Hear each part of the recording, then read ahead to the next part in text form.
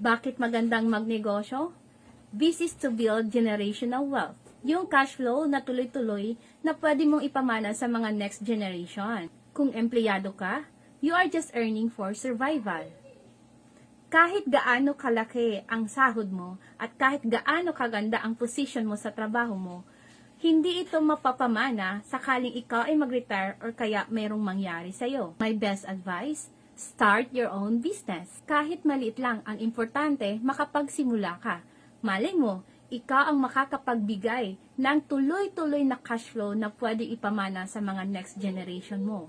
At naniniwala ako, sa bawat pamilyang mahirap na Pilipino, merong isang taong nakatalaga para makatulong, para maiahon yung buhay ng kanilang pamilya.